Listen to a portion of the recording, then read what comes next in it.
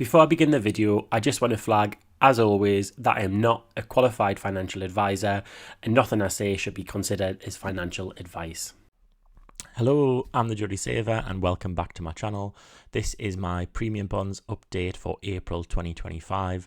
I'm a bit late to post in this video. I've actually got two videos to film and post today because it's the last day of the month.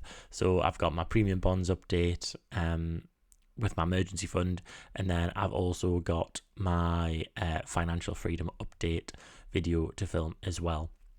So I'll jump straight into the Premium Bonds video.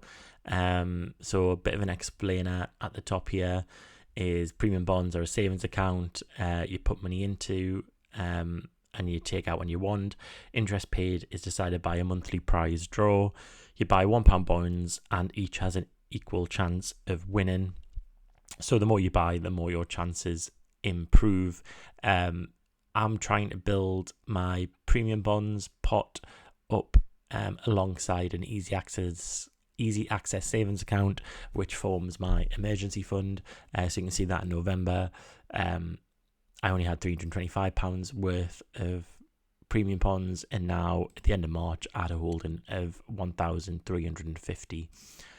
So the April figures are 1,350 in April, starting with contributed £100. Did I win in April? Bearing in mind that even though I had a holding of 1,350 in March, the 250 I contributed that month have to be in there for a month before they go into the draw. So it was really probably 1,100 that went into the draw. No, I didn't. This is unsurprising given that my estimated probability of winning in a month is 6%. So that means that the final holding in April was £1,450. The current probability has changed slightly. So this is now, if I go here, 6.4%. And then prior it was 6%. If you want to see what the formula for that is, it's basically 1 minus the probability that every single bond I have doesn't win a prize. So on average it should take me 16 months to win. But obviously this is with average luck, so it may take me a lot longer than that, or I might be unusually lucky and win before that. I haven't won anything on Premium Bonds since I've held, so I will be very happy the first month when I do win any prize with them. So yes, there'll be a celebratory video when that happens. So I'll move straight into my savings account update. So this is just an easy access savings account with an interest rate, I think, of around, well, I lose track now because it keeps reducing in interest rate. So I think it started out at 4%. Now it's 3.something%, and I think I've just found out it's reducing to under 3%.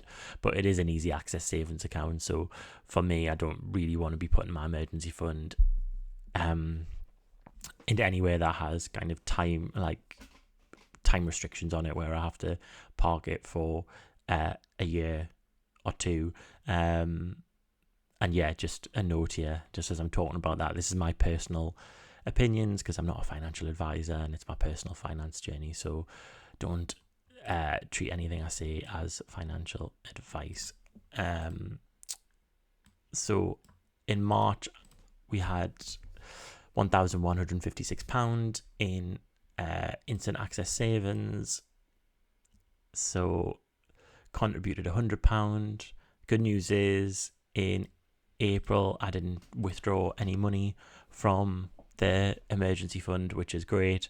In March, the money I withdrew wasn't technically for an emergency, so I was a bit disappointed in myself that, you know, I had to rely on that, on an emergency fund pot, because really I've been trying to get out the habit of using my emergency fund for non-emergencies. The interest that accrued in April was another £3 because, as I said, it's around 3% interest.